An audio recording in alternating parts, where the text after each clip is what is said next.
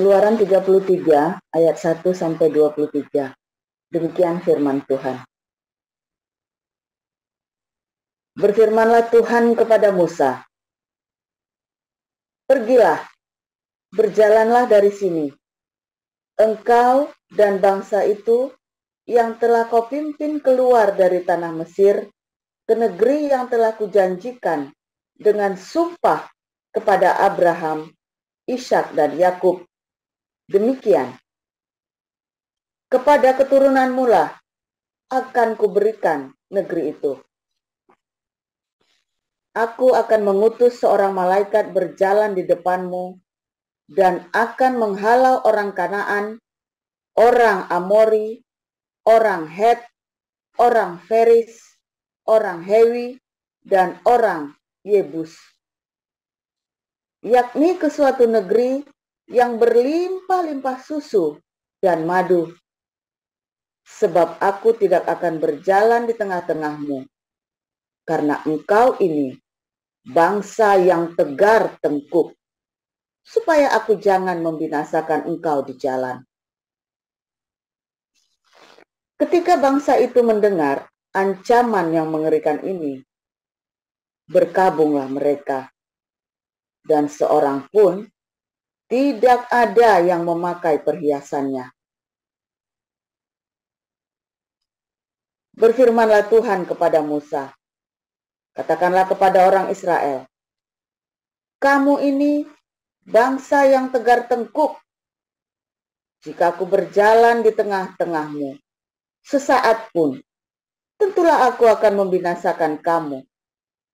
Oleh sebab itu, tanggalkanlah perhiasanmu, maka aku akan melihat apa yang akan kulakukan kepadamu."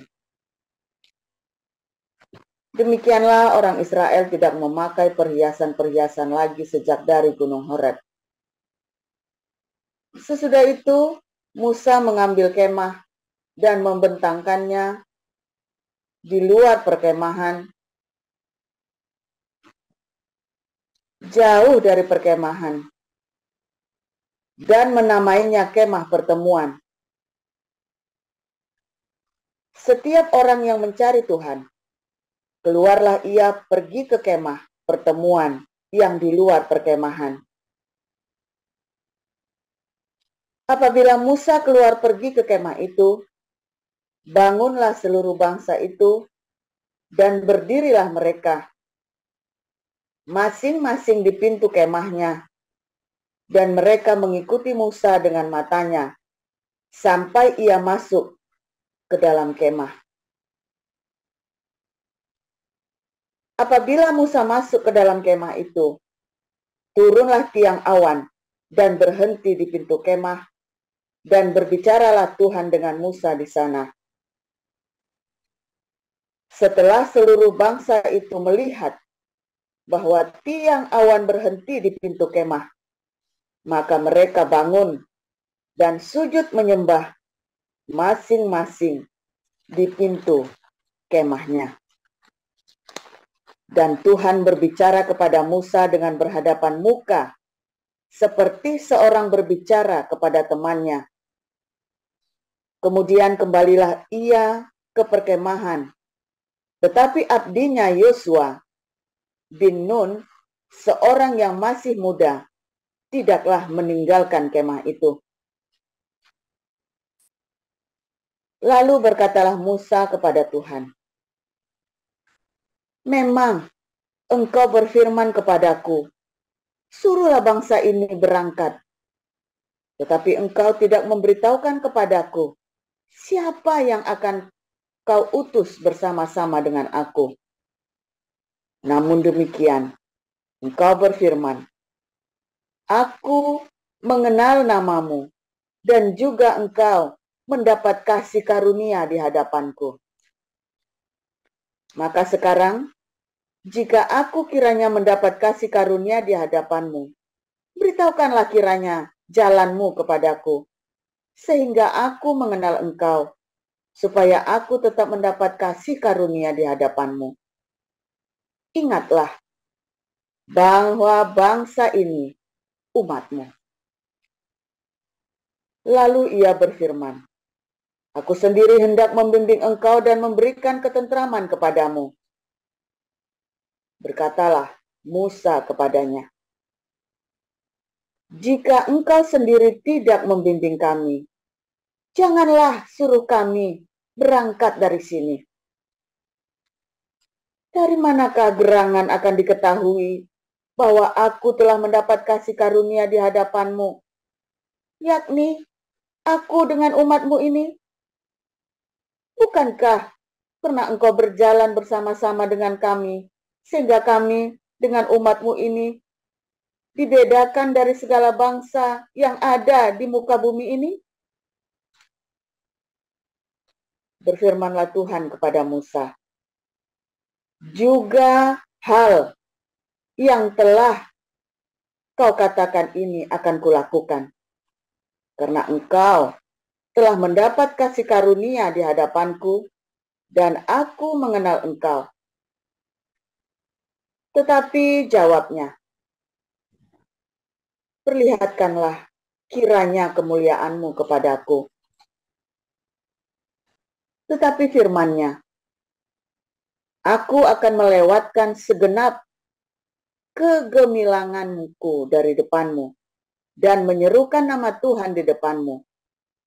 Aku akan memberi kasih karunia kepada siapa yang kuberi kasih karunia, dan mengasihani siapa yang kukasihani." Lagi firman-Nya, "Engkau tidak tahan memandang wajahku, sebab tidak ada orang yang memandang aku dapat hidup." Berfirmanlah Tuhan, "Ada suatu tempat dekatku di mana engkau dapat berdiri di atas gunung batu. Apabila kemuliaanku lewat, maka aku akan menempatkan engkau dalam lekuk gunung itu, dan aku akan menudungi engkau dengan tanganku sampai aku berjalan lewat.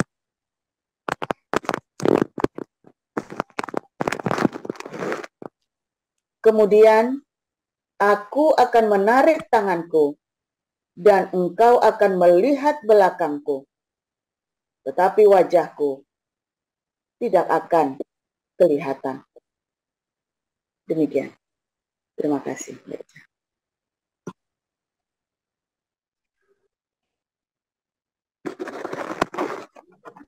Baik, saya akan membacakan kebenaran firman Tuhan yang terambil dari kitab Yohanes 14. Beginilah pembacaan kebenaran firman Tuhan. "Janganlah gelisah hatimu, percayalah kepada Allah, percayalah juga kepadaku. Di rumah Bapakku banyak tempat tinggal. Jika tidak demikian, tentu aku mengatakannya kepadamu. Sebab aku pergi ke situ untuk menyediakan tempat bagimu. Dan apabila aku telah pergi ke situ dan telah menyediakan tempat bagimu, aku akan datang kembali dan membawa kamu ke tempatku, supaya di tempat di mana aku berada, kamu pun berada. Dan kemana aku pergi, kamu tahu jalan ke situ." Kata Thomas kepadanya, "Tuhan, kami tidak tahu kemana engkau pergi. Jadi bagaimana kami tahu jalan ke situ?" Kata Yesus kepadanya, "Akulah jalan dan kebenaran dan hidup. Tidak ada seorang pun yang datang kepada Bapa kalau tidak melalui aku. Sekiranya kamu mengenal aku, pasti kamu juga mengenal Bapakku. Sekarang ini kamu mengenal Dia dan kamu telah melihat Dia." Kata Filipus kepadanya, "Tuhan, tunjukkanlah Bapa itu kepada kami. Itu sudah cukup bagi kami." Kata Yesus kepadanya, "Telah sekian lama aku bersama-sama kamu, Filipus, namun engkau tidak mengenal aku. Barang siapa telah melihat aku, ia telah melihat Bapa. Bagaimana engkau berkata, tunjukkanlah Bapa itu kepada kami? Tidak percayakah engkau bahwa aku di dalam Bapa dan Bapa di dalam aku? Apa yang aku katakan kepadamu, tidak aku katakan dari diriku sendiri, tetapi Bapa yang diam di dalam aku, dialah yang melakukan pekerjaannya. Percayalah kepadaku bahwa aku di dalam Bapa dan Bapa di dalam aku. Atau setidak-tidaknya, percayalah karena pekerjaan-pekerjaan itu sendiri. Aku berkata kepadamu, sesungguhnya barang siapa percaya kepadaku, ia akan melakukan juga pekerjaan-pekerjaan yang aku lakukan, bahkan pekerjaan-pekerjaan yang lebih besar daripada itu.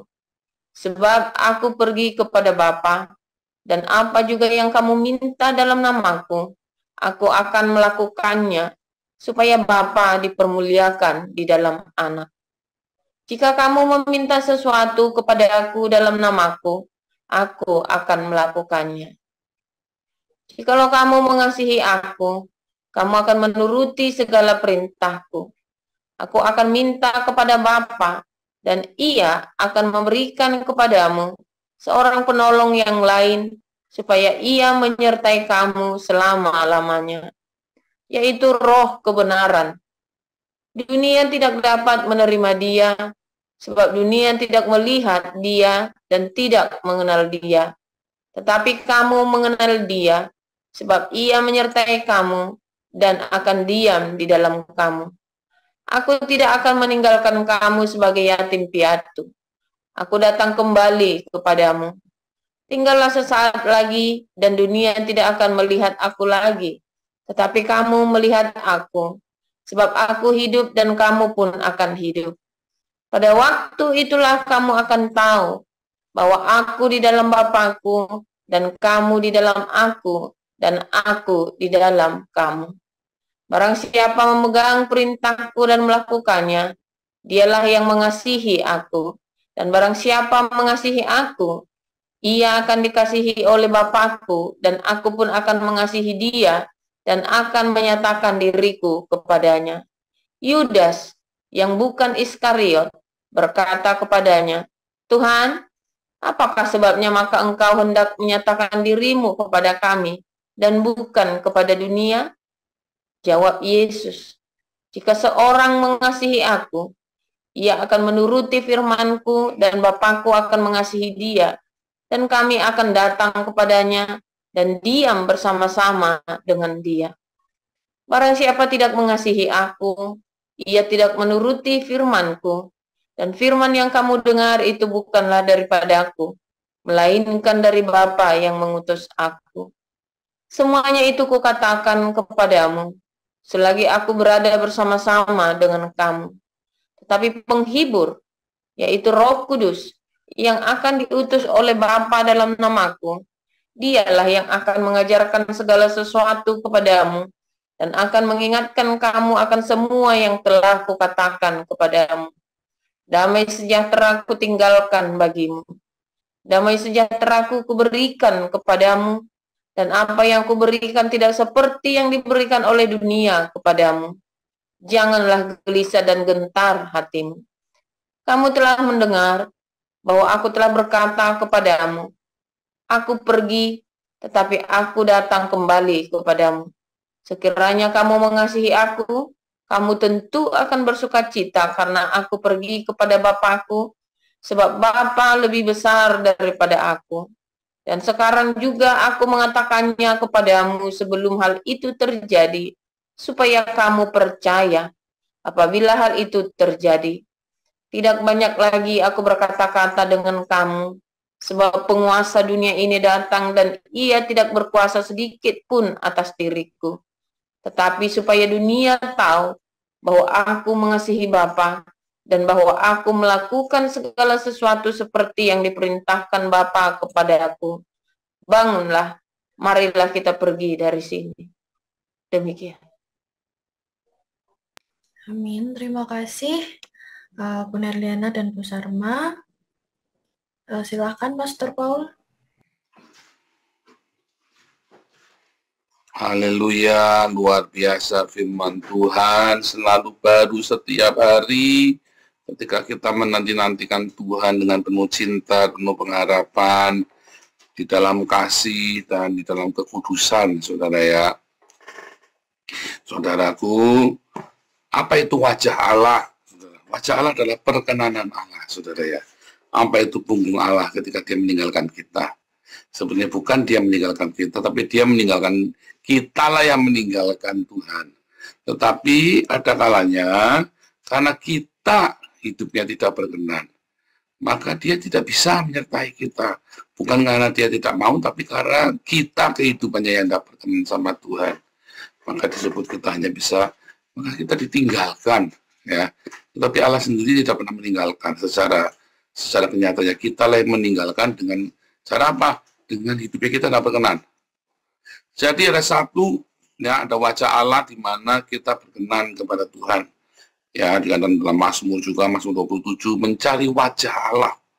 Kita mencari perkenanan Tuhan.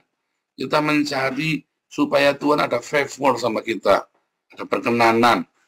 Ya, seperti halnya ketika kita sama orang tua kita senang, dia berkenan sama kita.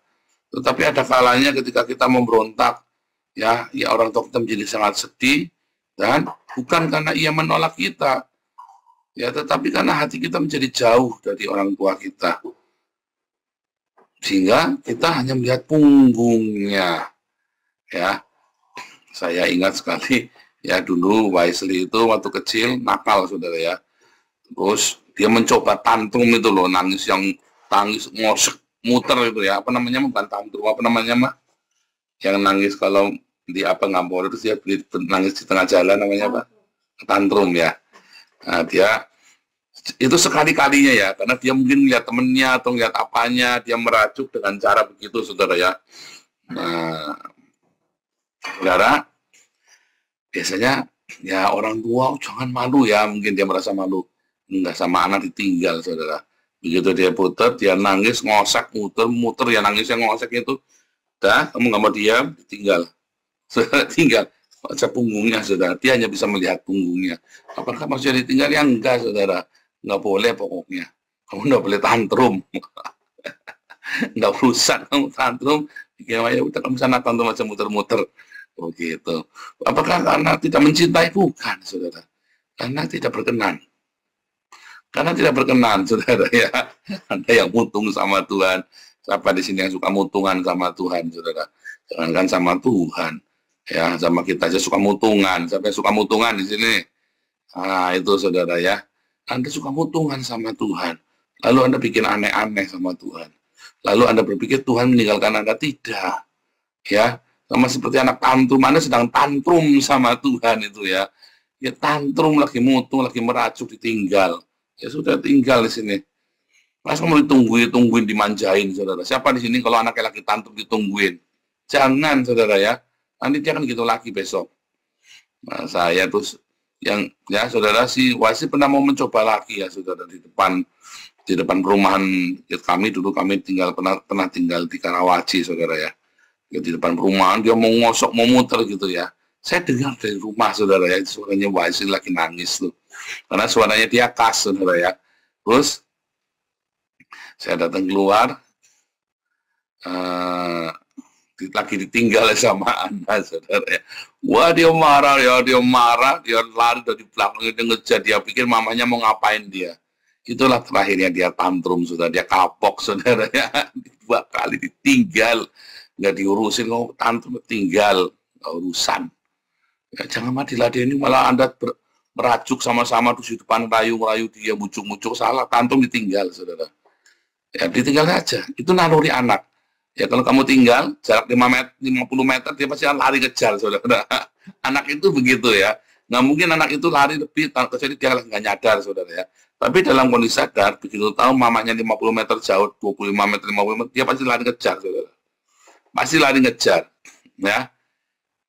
Jadi kalau lagi, jangan tantrum sama Tuhan, tinggal. Kamu kalau punya anak tantrum juga jangan ditenggoni, saudara. Tinggal. Anak itu masih, kamu tinggal, pura-pura tinggal, diam aja.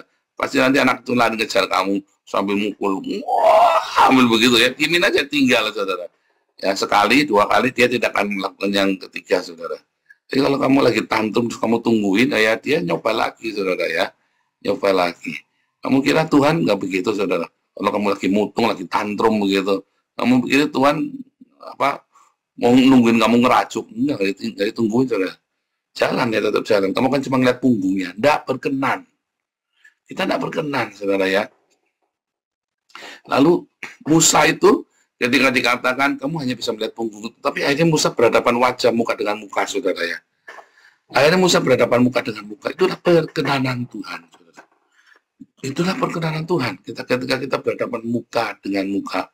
Ya, si Robert Lepp nulis lagu bagus ya, yang bertemu muka dengan muka, tenggelam di dalam kasih-Mu Bapa. Ketika kita tenggelam di dalam kasih Bapa, kita hidup di dalam cintanya Tuhan. Kita tidak mutungan, saudara ya. Maka kita akan bertemu muka dengan muka, saudara.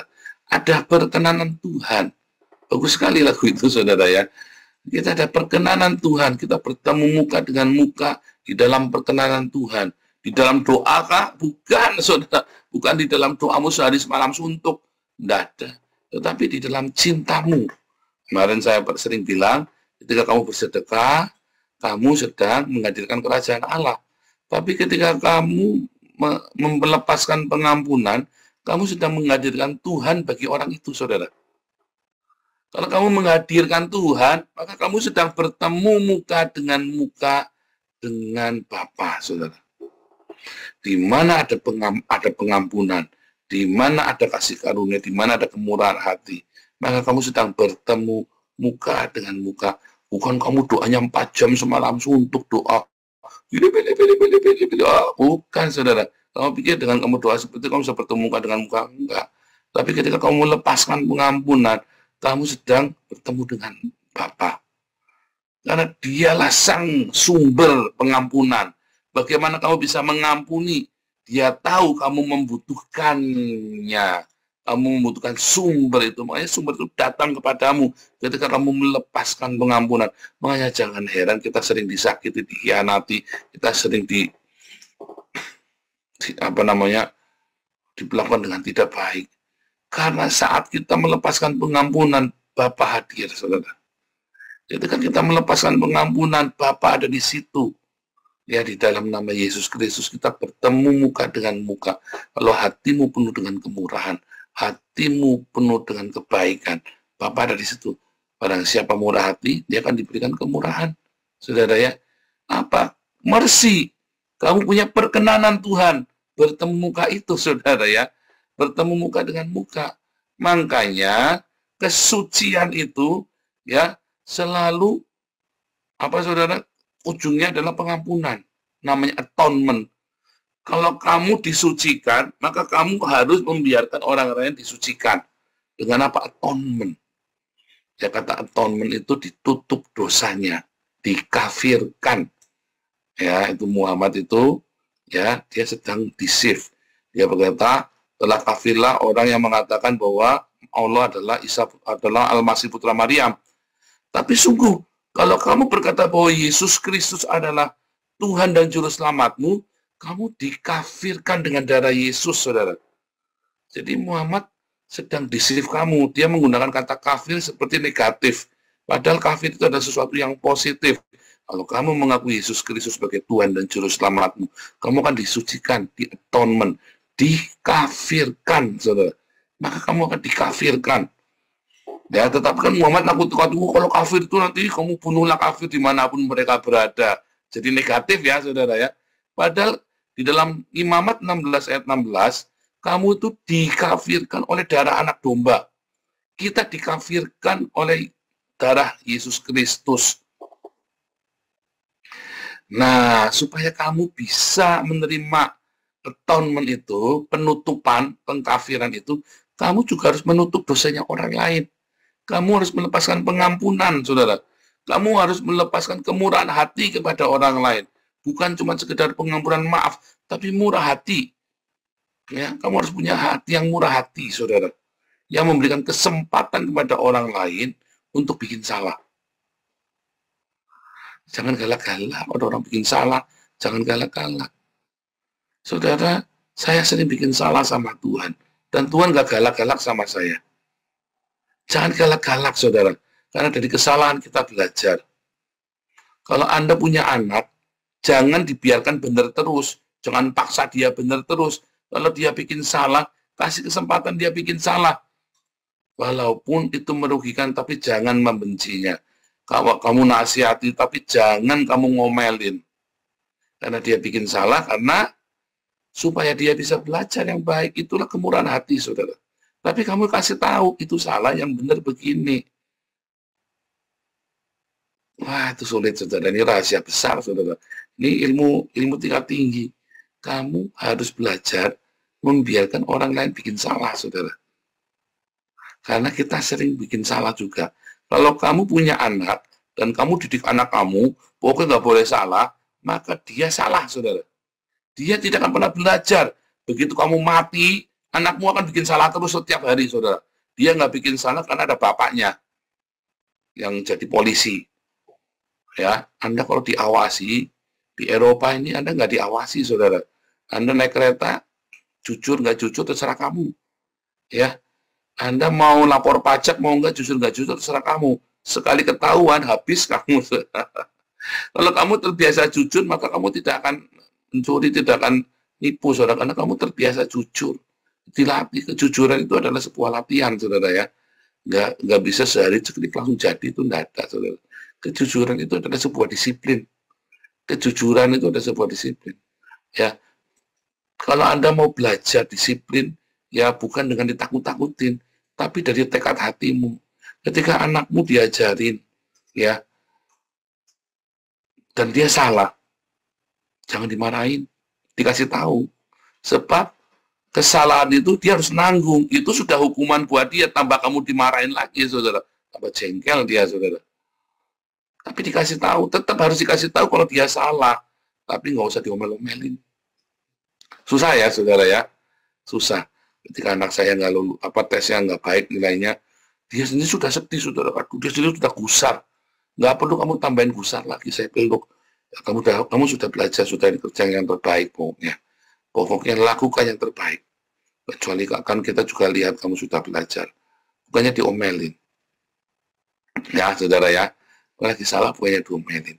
Itulah kemurahan hati, saudara. Itulah orang akan belajar dari kesalahannya dia. Tapi kalau kamu diomelin, dia tidak belajar dari kesalahannya, tapi dia jadi apa, saudara? Dendam di hati dia. Dia tidak akan belajar dari kesalahan. Ketika udah salah malah tambah diomelin.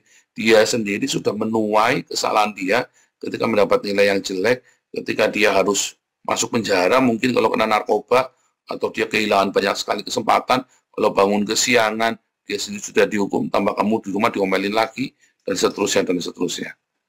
Dari situ anak ini belajar, tidak belajar kemurahan hati, saudara. Dia hidupnya akan penuh dengan penghakiman. Kalau ada orang lain salah, orang lain tidak boleh salah. Saya juga tidak boleh salah, orang lain tidak boleh salah. Hatinya penuh dengan penghakiman. Ada nggak, saudara, yang hidupnya penuh dengan penghakiman seperti itu? Kasihan sekali, saudara ya. Hidup pun cuma hitam dan putih. Hidup itu ada colornya, saudara ya. Saudara, ada banyak sekali kesalahan-kesalahan, ya. Kalau Anda sampai usia 40 tahun tidak pernah bikin salah, hati-hati loh, saudara. Begitu kamu umur 50 tahun bikin salah, kamu tidak bisa benerin. Karena Anda tidak tahu bagaimana cara membenarkan kesalahan. Anda tidak tahu bagaimana how to fix, how to repair. Bagaimana memperbaiki yang sudah salah. Karena kamu tidak pernah salah. Kenapa? Karena kamu dikontrol sama orang yang di atas kamu. Nggak boleh bikin salah, nggak boleh goyang dikit pun. Di negara-negara dengan pengawasannya ketat. Dia nggak bisa, saudara ya. Dia tidak bisa ngurusin dirinya sendiri. Belajarlah kemurahan hati. Belajarlah kita mencari perkenanan Tuhan. Ya, kita mencari pengampunan dan kemurahan hati. Dan kita lepaskan pengampunan dan kemurahan hati. Tetapi bukan karena piti, saudara ya, karena mercy. Karena piti kamu nanti orang murah hati, kamu malah dimanfaatkan sama orang. Ya, kamu tahu, ya, ini budgetnya sekian. Saya akan murah hati dengan budget sekian. Udah saya cukup. Kita tungguin. Belajar. Itu namanya apa? Room of error, saudara. Ya, kalau Anda pernah mendengar kata room of error. Ruang salah. Berikan, kamu harus belajar memberikan kepada anak-anakmu room of error. Ruang untuk salah, di mana itu dia harus memperbaiki. Tapi nggak boleh keluar dari ruang itu, supaya kalau keluar dari itu jadi bablas. Tapi ada room of error. Kita punya room of error, saudara. Setiap orang punya room of error. Kalau room of errormu cekak, ya kamu stres hidupnya, saudara, tegang sepaneng. Kalau room of errormu agak dilonggarkan, tapi tidak boleh di-loss, nanti error terus. Kalau di-loss juga salah, nggak boleh. Tapi harus ada room of error, di mana kesalahan itu bisa ditolerir sampai seberapa jauh, bukan kompromi. Bukan kompromi, saya sering melihat orang dikira saya kompromi. Oh tidak, saudara, saya tidak kompromi.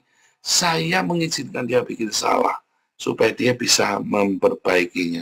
Karena saya pun pernah bikin salah, dan saya ingin memperbaikinya. Banyak orang bikin salah nggak bisa memperbaikinya lagi. Saya bersyukur Tuhan kasih saya kesempatan, dan saya ingin sekali memberikan kesempatan itu kepada banyak orang. Di mana ada room of error, dia tidak perlu bikin salah. Dia nggak bikin salah, tapi nggak tegang hidupnya, saudara. Ya benar salah. Mau kerja di Yayasan Damaris, mau kerja di Damar Kasih, di Agios Embun Pagi, ya di LPA Agios, khususnya benar salah tok. Tegang amat, saudara ya. Apa dikit cepat, apa dikit sabet, saudara ya. Jangan, saudara ya. Jangan ada room of error. Ya, tetapi ada limitnya room of error itu. Ada sebuah batasan, supaya jangan merugikan yang lain, tapi hanya dia sendiri. Dia salah di situ, dia harus jatuh di situ. Ya, room of error. Nanti kapan-kapan kita cerita ya khusus tentang room of error, saudara ya. Mudah-mudahan Tuhan berkenan. Room of error itu penting sekali, saudara ya. Kalau room of error kamu cekak, kamu sepaneng itu stres, saudara. Depresi. Ya, misalnya orang miskin, room of error-nya cuma dikit. Orang kaya, room of error lebih banyak. Orang yang penuh dengan cinta, room of error-nya besar. Orang yang tidak punya cinta, room of error dikit. Nanti kapan-kapan kita kalau ada kesempatan belajar room of error. Intinya apa? Satu, kamu harus punya pengampunan. Dua, di dalam pengampunan itu ada kemurahan hati. Barang siapa murah hati, dia diberi kemurahan. Barang siapa mengampuni, dia akan diampuni. Barang siapa murah hati, dia akan diberi kemurahan. Wajah Allah adalah kemurahan hati, perkenanan Tuhan buat kita, saudara. Ketika kita belajar mengampuni orang lain dan bermurah hati kepada orang lain, makanya kita disuruh bermurah hati. Barang siapa murah hati, dia akan diberi kemurahan. Itulah perkenanan Allah. Perkenanan Allah datang ketika kita belajar murah hati sama orang lain. Ya, kita belajar mengampuni dan bermurah hati pada orang, memberikan kesempatan orang untuk bikin salah. Ya, Tuhan Yesus memberkati.